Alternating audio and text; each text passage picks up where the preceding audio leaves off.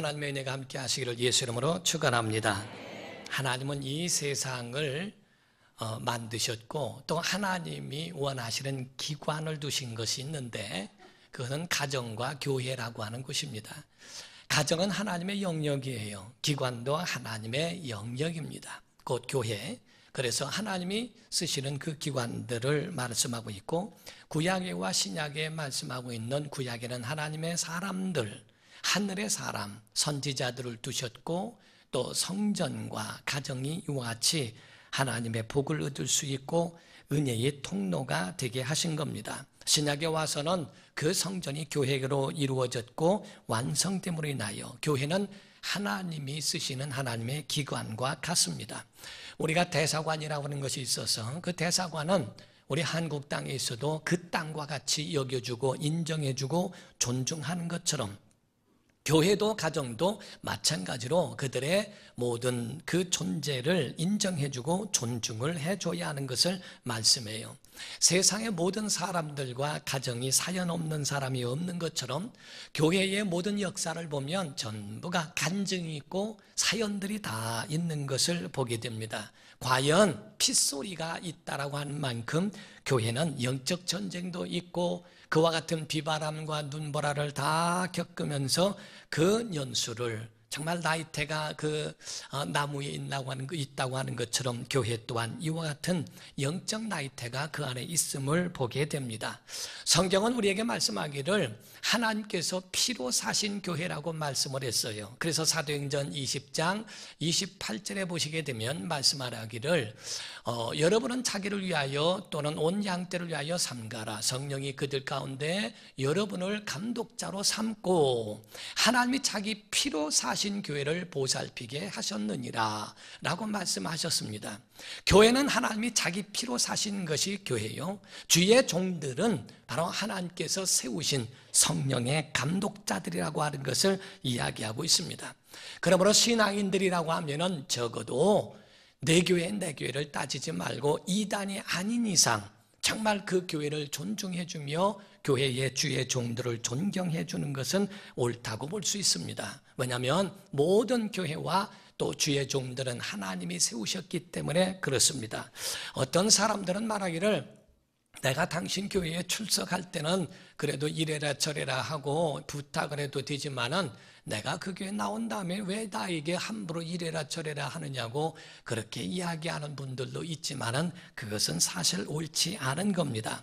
교회라고 하는 것은 내 교회 내 교회를 떠나서 온 하나님의 나라를 어우르고 있는 것이 교회이기 때문에 어느 교회가 어려움 당하면 우리 교회로 와 하는 것이 아니고 그 교회의 어려움을 위하여 함께 극복하며 함께 기도해 줘야 하는 그곳을 위하여 비난하기보다는 그 교회를 세워지고 이 어려운 환난을 이겨내고 하나님이 누르실 때도 있고 하나님이 그들에 대하여 환난이 몰아쳐서 그들을 잡아주실 수 있는 올바로 가게 하시는 채찍질도 있는 거니까 그 채찍을 맞는 것에 대하여 거기에 대해서 안타까워하고 함께 기도해 줘야 하는 것이 옳습니다.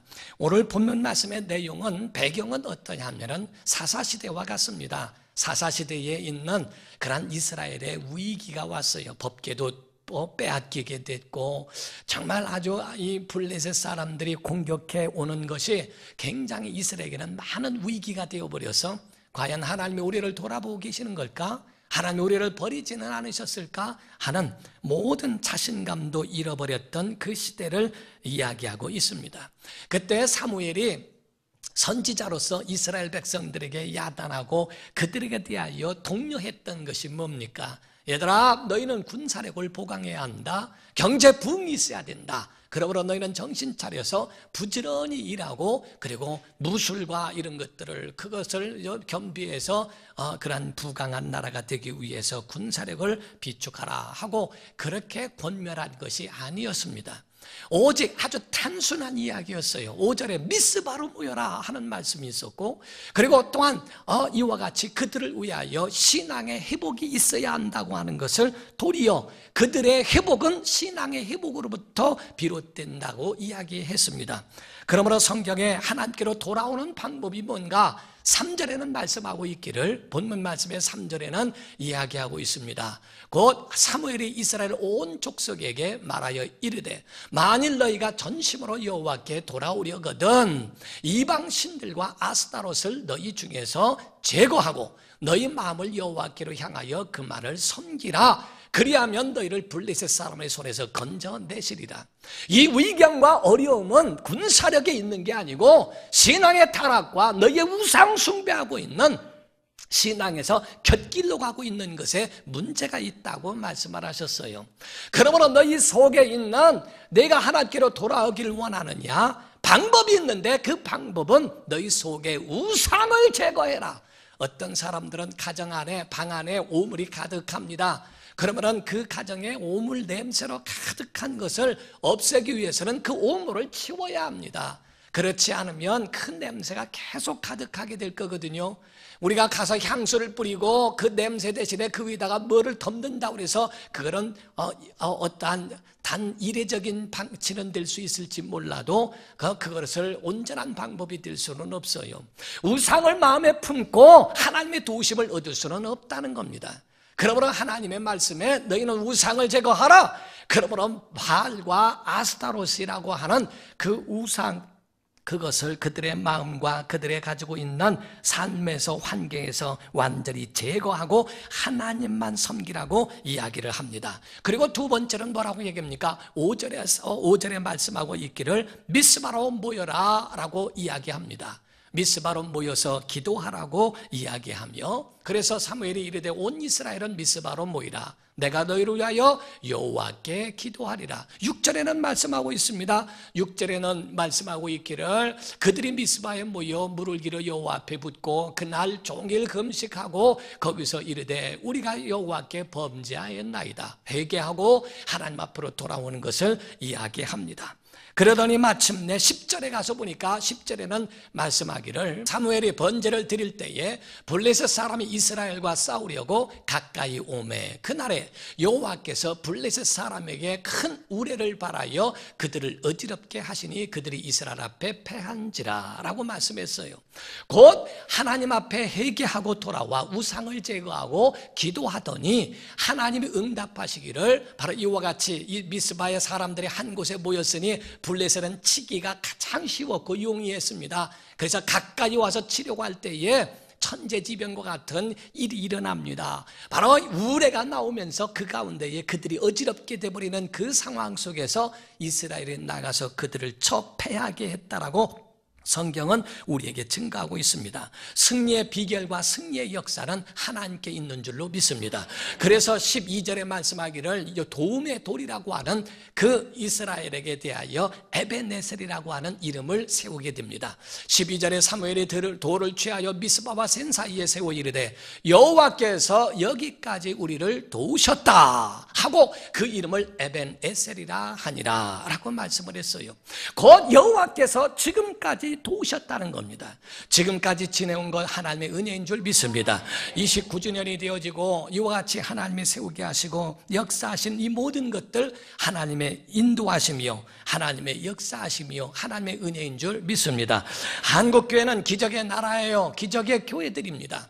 그래서 한국이라고 하는 대한민국이 세워질 때도 헌법상의 회로 가운데는 기도로 시작했다는 겁니다. 기도로 세워진 나라, 모든 조선 왕조 500년이 맞춰지고 정말 힘든 일본의 36년의 강점기를 마치고 6.25라고 하는 동란에 정말 폐허가 되어버린 이 세상에 하나님의 은혜 가운데에 구축되어져 세워져 한강의 기적을 이룬 나라, 정말 믿음으로 세워지고 이와 같이 경제성장의 경제선진국이 되어지고 정치에도 민주화가 되어버린 왕정정치에서부터 완전히 민주화가 되어버리고 같이 국민이 뽑는 대통령을 뽑게 하고 하는 이런 정치 민주화가 된 것, 이 모두가 하나님의 은혜로 지금까지 세워졌다는 것을 보여주거든요. 교회라고 하는 것도 마찬가지입니다. 하나님의 나라를 세워가는 거예요. 그래서 교회를 보게 되면은 모든 교회들이 우리 교회뿐만이 아니라 모든 교회 안에는 이와 같이 지대 오는 동안에 사연이 있고 간증들이 있어 하나님 앞에 영광 돌려서 오는 그런 그 간증들을 볼 때 정말 감동스럽습니다. 저는 어느 교회에 대한 간증을 들었는데 참 우리 교회보다도 아래입니다. 그 연수는 많이 되지 않고 약 25년이 됐는데도 굉장한 큰 교회로 대성장하고 부흥한 교회의 간증을 제가 들은 적이 있습니다. 그 교회 간증을 보면 처음 시작할 때 3N이라고 하는, 그래서 세 가지 없다 하는 뜻에서 3노 교회라고 이야기하는데, no building, no member, no money. 상가라고 하는 그런 집도 없었고, 그리고 멤버도 없었고, 돈도 없었던 그러한 것에서 방에서 시작한 교회가 5년 만에 얼마나 큰 교회를 이루었는지 몰라요. 정말 그 가운데 간증들이 이야기 들어보면 참 재미있는 간증들이 있어요. 개척을 해가지고 저 방에서 예배하다가 어느 정도 돈이 모아져서 그래서 상가 쪽으로 나가야 되겠다 해서 어느 장소를 놓고 기도하다가 주인을 만났답니다. 항상 계약금은 가지고 있었기 때문에 언제든지 마음에 들면은 거기에서 계약을 할 수 있도록 준비가 되었다는 겁니다. 그래서 거기에 있는 주인을 만나서 계약하자고 그러니까 그러자고. 그래서 그 주인이 허락을 하고 계약을 했대요. 그러면서 하는 말이 중도금은 어떻게 괜찮겠지요? 걱정 안 해도 되겠지요? 라고 묻더래요. 목사님이 뜨끔하더랍니다. 중도금은 아직 준비가 안 됐거든요. 그래도 하는 말이 저는 여태까지 돈 걱정을 해본 일이 없습니다. 우리 아버지가 부자시거든요. 그랬더니 유산이 많군요. 그랬더니 얼른 쓰더랍니다. 그 아버지는 하나님 아버지였는데, 그런데 그 중도금을 놓고서 몇 개월 후에 중도금을 치러야 되는데 기도하며 하나님 앞에 간구하고 있는데 우연이라고 하는 하나님의 섭리 가운데 어떤 목사님을 만나게 됐대요. 아무개 목사 잘 지냈느냐고. 잠깐 일 들으라고. 그러더니 같이 이야기를 하자고 대화를 나누면서 참 개척을 하고 어떻게 요즘에 잘 지내고 있나? 교회는 많이 성장했죠? 하면서 묻더라는 겁니다. 그래서 교회 개척한 배경과 그리고 지금은 계약한 상태이고 앞으로 이렇게 들어갈 것이라 그러니까 그러냐고. 그럼 중도금은 준비가 돼 있나? 아직은 지금 기도하고 있습니다. 그랬더니 하나님이 나를 만나게 해주셨구만 하면서 이야기하는 말이, 일주일 전에 어떤 장로님이 하는 말씀에 이걸 개척하는 교회에 써주라고 2천만 원, 25년 전에 2천만 원을 맡겼다는 겁니다. 누구를 줘야 할까 생각하고 있었던 참에 자녀를 만났구만. 이거 당신 거니까 교회에 가져가서 중도금 치르라고. 그거를 받아가면서 얼마나 울었는지 모른다는 거예요. 그 후에 은행의 문이 열리고 그리고 거기에 대해서 그거를 이제 잔금을 치르는 일까지 무사히 하게 됐다는 그런 간증도 있습니다. 또 그 지하실 문을 열고서 들어가면 정말 지하실은요 참 힘듭니다. 냄새도 나기도 하고 곰팡내도 나기도 하고 물이 흘러서 저는 거의 17년 동안을 정말 있으면서 이 지하실과 이런 것에서 또 많은 시간을 버리기도 했는데요. 그때의 그 지하실에서 개척교회라면서 얼마나 울었는지 모른대요. 물을 치우면서 하나님 정말 성도의 흐르는 눈물을 이와 같이 닦게 해주시고 성도들의 마음을 위로하며 그들의 마음을 어루만질 수 있는 교회가 되게 해달라고 눈물을 흘려가면서 그 지하실에 물을 치은 경험이 있다고 이야기를 합니다. 마찬가지입니다. 건축을 하게 되었는데 340평짜리 건축을 할 수 있도록 모든 것을 준비해놓고 건축을 한참 할 때였답니다. 그 교회를 건축을 한참 하는데 중간에 멈춰서 그 이상이 되지 않고 있는 거예요. 그리고 있을 때에 목사님이 기도만 하고 있지 교인들에게 호소를 하지 않고 있으니까 어떤 나이 많이 드신 여자 집사님이 오시더니 하시는 말씀이 호통을 치시더라는 거예요. 목사님이 물러 터져가지고 성도들에게 축복받을 기회를 말하지 않는다고 막 이야기를 하면서 내가 내 마음속에 정말 내가 할 수만 있다면 이 늙은이 피를 팔아서라도 이 나머지 있는 건축을 마무리하고 싶다고 막 그러면서 호통을 치더라는 겁니다. 그 목사님이 그 이야기를 듣고 아무 소리 못하고 기도하고 있는데 그 할머니 노 집사님이 끝나고 난 다음에 그 이야기를 하신 지 한 일주일 뒤에 큰아들인가 아들에게 전화를 해서 그곳에 가서 마치 자기 교회의 어려움을 이야기하고 도움을 요청하러 가신 것 같아요. 그런데 거기 가시는 동안에 시골에서 내렸다가 8톤 트럭에 치셔서 세상을 떠나시게 됩니다. 그래서 별세하신 것을 보고 너무나 안타까워서 물질은 고사하고 그분의 기도와 이런 기도의 동력자를 잃었다는 것에 대하여 너무 마음 아파서 그 할머니, 그 집사님을 장례를 치르면서 얼마나 울며 그렇게 장례를 잘 치렀는지 모른답니다. 그러고 난 다음에 얼마 후에 노 집사님의 사망보험금이 나왔어요. 그래서 그걸 나왔는데 온 가족이 모여서 하는 말이, 이건 우리 어머니의 핏값이다. 우리 어머니가 그토록 우리를 위하여 기도해 주셨고 교회를 위해서 세우기를 원했으니 이건 자녀들이 분배하는 것은 옳지 않다. 그거를 헌축헌금으로 드리자.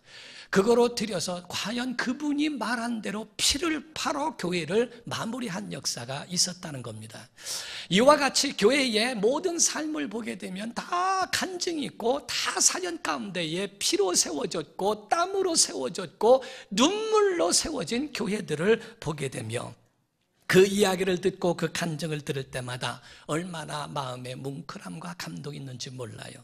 우리의 교회는 1986년도 12월 21일에 개척을 했습니다. 고 박종곤 집사님이라고 하는 저희 장인어른이 되셨는데 그 집사님 댁에서 처음 모였던, 원래는 순복음은 방에서 예배하는 것은 교회로 인정하지는 않습니다. 어쨌든 상가를 얻던 뭐를 하던 그곳에 세워진 것을 세우는데 저의 시작은 개척과 창립을 동시에 안방에서 한 것을 이야기해요. 그래서 저는 거기서 개척을 하게 되었습니다. 개척을 하게 된 안방의 방의 작은 방에서 어린아이까지 다 합해서 14명 정도의 사람이 모였습니다. 저까지 포함했죠. 그렇게 해서 예배를 하면서 3개월이 지나는 동안에 교회에 30명이 넘었습니다. 30명이 넘어가면서 방 안에는 바글바글 더 이상 앉을 데가 없으니까 해동이 되면서 봄에는 나가자.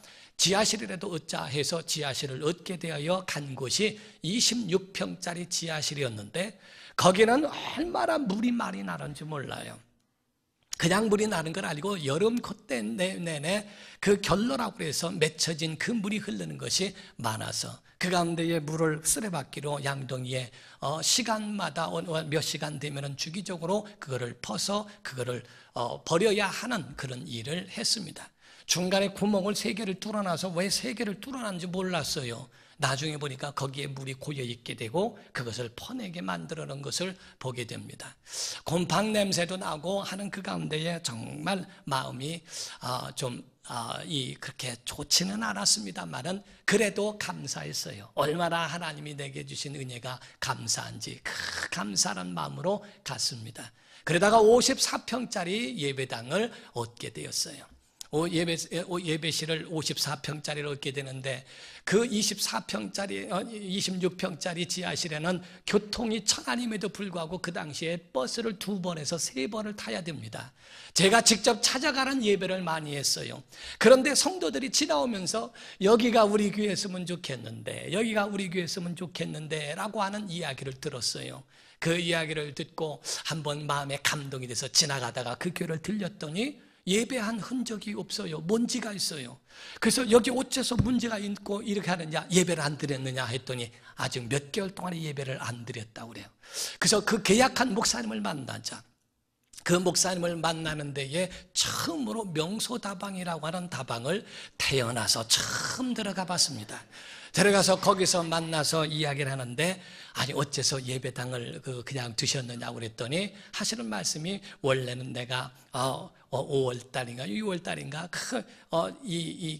그 기념일 때에 나라의 기념일 공휴일에 하려고 준비했는데 준비가 안 돼서 못했고 그리고 그 다음 달에는 준비하려고 했는데 그런데 그 교회에 문제가 일어나서 본교에 문제가 일어나서 그래서 원로 목사로서 서울에서 목회하다가 아들에게 물려준 그 교회가 문제가 있어서 다녀오게 됐고 그리고 또 그 다음 달에 공휴일에는 하려고 했더니 수해가 나서 못하게 됐느니라고 하면서 저보고 그 이야기를 하세요.